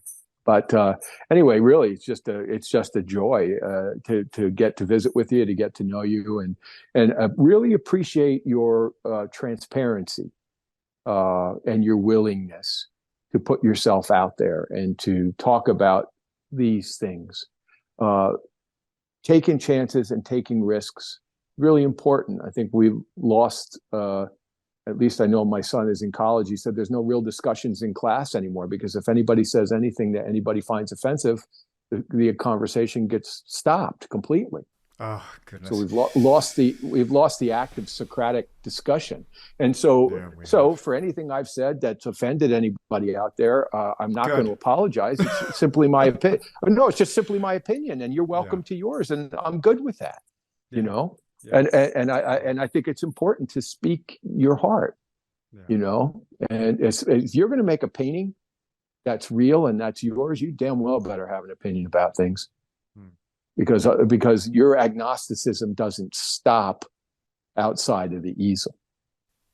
I think people are sick of it, man. I think people are sick of this garbage that's being forced down their throats, being told what to think, what to feel, how to act, what to say. Yeah. I think people are actually sick of it, and the people that are really pushing this, the ones that are genuine about pushing this, I think they're desperate to be heard. And I just want to say that's not the way to go about it.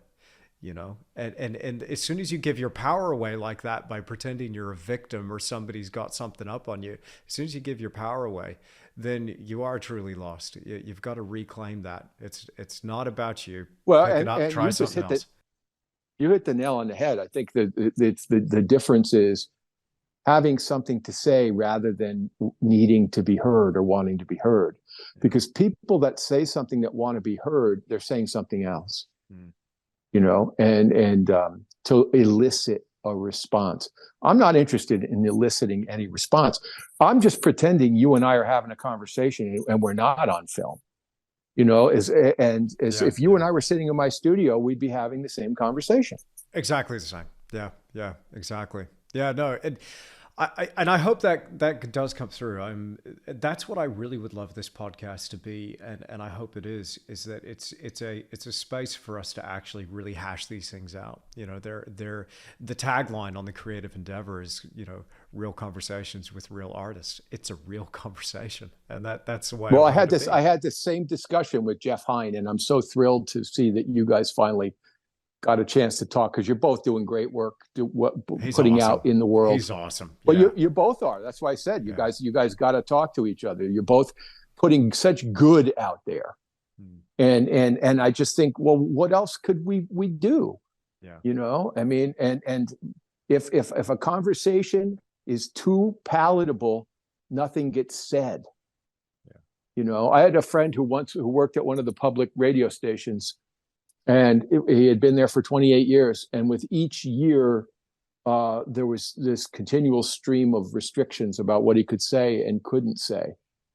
And so the problem is, how do you have a free-flowing conversation when you're tripping over yourself, not to say this or that? Because if one person called in and complained about something, and that was it, then they couldn't say this thing, and they couldn't. And how do you do a podcast, where you have a roundtable discussion with people? And so, like I said, I think you're doing what you're doing is a terrific service, and that's why I enjoy visiting with you, because there's a genuineness to it, and a genuine desire to put something out there that could potentially be helpful for other people. Absolutely. Well, thank you, Joe. Man, thank you so much for being on this episode of The Creative Endeavor. I've loved every minute of this. Yeah, I have too, man. I look forward to when you and I can, hop in one of your fancy helicopters and go painting sometime. Let's do it, man. Let's do it. Let's go paint a mountain. All right, I'm with you. Well, I really hope you've enjoyed this episode of the Creative Endeavor podcast. Huge shout out and thank you to my friend Joe Paquet for joining me. Now tell me, did this conversation affect you? Did this leave a mark? Are you thinking about things maybe on a different level? Are you inspired? I know I sure am. Every time I talk to Joe, he just has that effect on me. I'm just fired up and I want to get back into painting, and I just want to attack it on a new level and really get in touch with this thing and feel what I'm doing. Now, I don't know about you, but I kind of get caught in my head. There's a lot of stuff going on that causes you to get just a little bit too cerebral about things and thinking about things and not feeling about things. Am I right? Are you like that too? So something like this, a conversation like this, can just be the trigger that we need to just snap back into it and really connect with what's important. So if you like this episode, then make sure you click that like button for me, leave me a comment down below, and make sure you subscribe to this channel. Again, a huge shout out and thank you to Joe for joining me. I'll see you in the next episode.